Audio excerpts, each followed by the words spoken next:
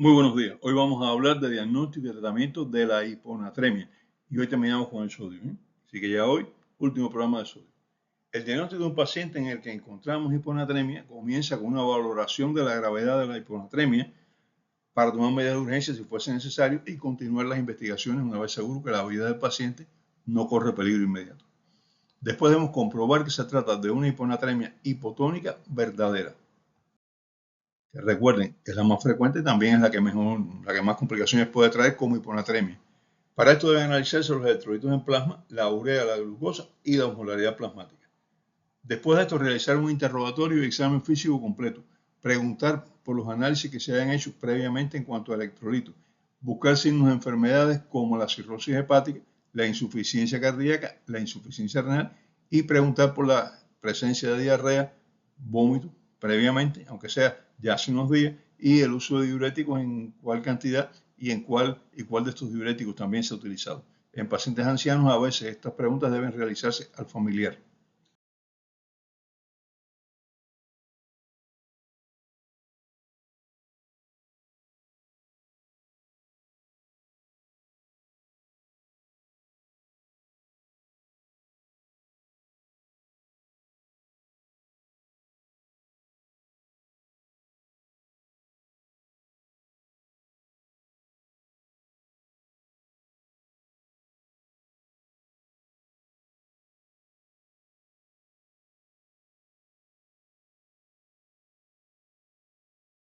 Si al examinar el paciente encontramos edemas importantes, dilatación de las venas jugulares, estas que están aquí en el cuello, líquido libre en la cavidad abdominal, todo esto señala una hiponatremia hipervolémica. La presencia de presión que disminuye cuando el paciente se pone de pie o se sienta, o sea, el paciente está acostado, la presión se mantiene normal o baja, se siente, empiezan los síntomas y la presión baja, se llama hipotensión ortostática, o la presencia de taquicardia, orientan hacia una hiponatremia hipovolémica, sobre todo si la taquicardia aparece cuando el paciente se sienta también. Niveles elevados de urea y creatinina orientan hacia enfermedades renales. Elevación marcada de la urea y no de la creatinina orienta hacia uremia extrarrenal, y la disminución de urea y ácido úrico plantean la posibilidad de un síndrome de secreción inadecuada de ADH. El síndrome de secreción inadecuada de hormona antidiurética es frecuente en un gran grupo de neoplasias, entre ellas la neoplasia de pulmón. Pero también puede verse en un síndrome que es bastante raro, se llama síndrome cerebral perdedor de sal. Es raro, ya eso lo dejamos a los mayores especialistas.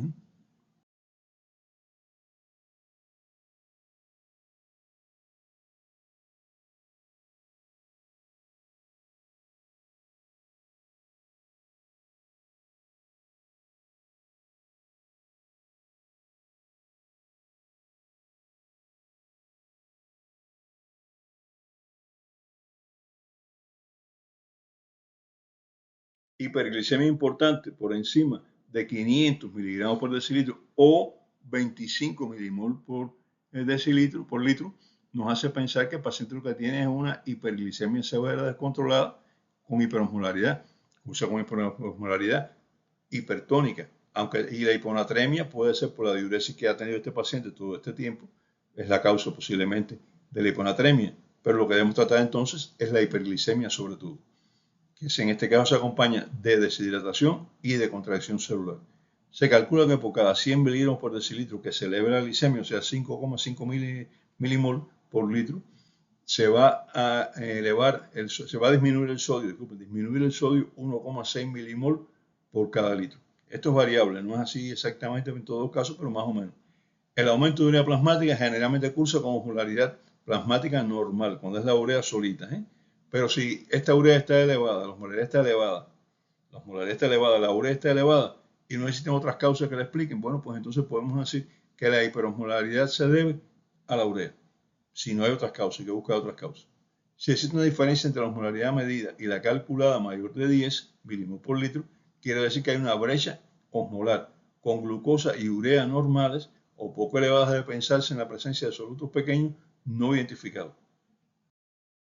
Estos solutos pequeños no identificados muchas veces son alcoholes, etanol, metanol, etilenglicol. A veces nos llegan pacientes intoxicados con metanol y entonces empezamos a volvernos locos, ¿qué es lo que le pasa?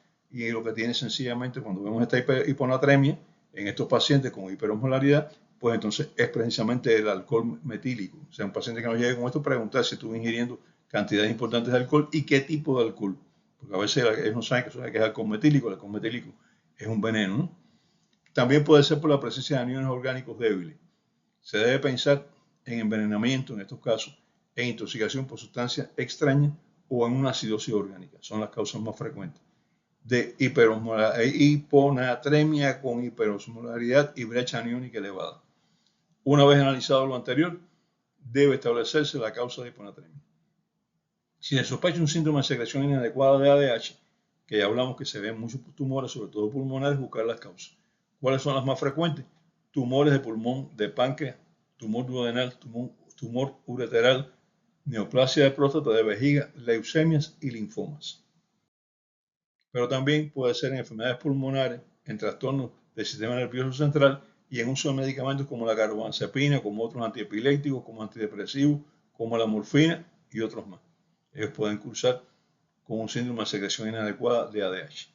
Se calcula que alrededor del 85% de estos pacientes hiponatrémicos que están ingresados tienen una hiponatremia hipotónica verdadera. 85% de los pacientes ingresados tienen hiponatremia hipotónica verdadera. Un cuarto de ellos están hipovolémicos. Otro cuarto tienen edema, por tanto, están hipervolémicos. Un tercio son normovolémicos y el resto tienen otras causas. La mayoría de ellos insuficiencia renal. Ahí tienen el diagrama. Eso se calcula en pacientes ingresados. La dosificación de sodio en orina ayuda a diagnóstico. Si el sodio en orina es menor de 20 milimoles por litro, se debe a pérdidas extrarrenales o a secuelas de pérdidas renales. Sodio en orina bajo en pacientes con hiponatremia. Pensar en que hubo pérdidas renales que ya se recuperaron o tiene pérdidas fuera de los riñones. Vómito, diarrea, sobre todo diarrea en este caso. Si el sodio en orina está elevado, hay que pensar en pérdidas urinarias. Y esto se acompaña con potasio elevado también en la orina, porque el sodio y el potasio tienen un mecanismo más o menos y puede ser que en algunos casos, bueno, hablaremos de eso, vamos a no meternos acá ahora, puede ser que en algunos casos haya una, generalmente los mecanismos estos que elevan la eliminación de sodio también elevan la eliminación de potasio. En este caso hay que considerar sobre todo los diuréticos, que son la primera causa de disminución de aumento de sodio y potasio en orina. El sodio bajo en sangre y elevado en orina puede estar causado por un síndrome de secreción inadecuada de ADH, como ya mencionamos también. La hiponatremia con normovolemia se puede ver también en el síndrome de potomanía por cerveza. Aparecen grandes bebedores de cerveza. La cerveza es muy rica en agua, tiene muchos hidratos de carbono y generalmente en estos pacientes, como se sienten satisfechos con la cantidad de hidratos de carbono, pues no comen tanto y no comen mucha proteína. Se orina mucho, se pierde agua, se pierde sodio, pero el agua se recupera con la cerveza, no con agua misma, sino con cerveza. La poca ingestión de proteína en estos pacientes hace que aumente el metabolismo de las proteínas del cuerpo y esto eleva la urea. Hiponatremia, normovolemia, urea algo elevada, no es mucho, un poquitico, en pacientes personas que beben mucha cerveza. Entonces, ¿cuál es el diagnóstico? Síndrome de potomanía por cerveza. Hay personas que uno los ve por ahí así, grandes bebedores, más de una caja diaria, los he visto. En cuanto al tratamiento, dos son los principios de tratamiento de estos pacientes. Primero, corregir la hiponatremia y segundo, tratar la causa. Vamos a ver solamente primero las causas. Bueno, pues ya ustedes tienen las causas ahí. En cada una de ellas buscarán el tratamiento específico. ¿Cómo se corrige la hiponatremia? Las hiponatremias hipovolémicas se solucionan con restituyendo el volumen de líquido con cloruro de sodio normotónico 0,9%. Solamente eso. Administrar cloruro de sodio normotónico. El tratamiento de hiponatremia es diferente si es aguda, sintomática o crónica persistente. La aguda sintomática, el paciente se caracteriza por el edema cerebral. Recuerde que dijimos que la intensidad de la hiponatremia, la disminución del sodio en sangre, que la rapidez que se instala es muy importante y estos pacientes son pacientes agudos y tienen síntomas. Quiere decir que por ser agudo apareció en poco tiempo. Por tener síntomas quiere decir también que la disminución de sodio es importante. En ellos generalmente tienen edema cerebral, que son lo que es la causa de los síntomas, y es necesario corregirla con rapidez, porque si no la corregimos con rapidez, aparecen daños cerebrales permanentes. La velocidad de corrección depende del sexo, de la edad y del estado neurológico del paciente. Debe hacerse una corrección rápida, pero con cuidado, porque si administramos mucho sodio podemos causar un síndrome llamado de desmielinización osmótica que se caracteriza por trastorno de conciencia, parálisis, ataxia, disartria, dificultades para tragar y síntomas correspondientes al tronco encefálico. Y este síndrome puede ser normal. Por tanto, no apresurarnos, no vamos a pasar grandes cantidades de sodio, calma. Vamos a pasar cloruro de sodio, vamos a ir midiendo, vamos a ir teniendo en cuenta cómo se modifica y vamos a no causar daño cerebral, tratando de resolver un daño cerebral, causamos otro. Y este síndrome de desmielinización osmótica hace que por hiperosmolaridad que aparece en pacientes que han estado hiposmóticos durante mucho tiempo, se pierde la mielina, se daña la mielina y puede dejar lesiones cerebrales permanentes, además de lesiones neurológicas permanentes, además de que el paciente puede fallecer.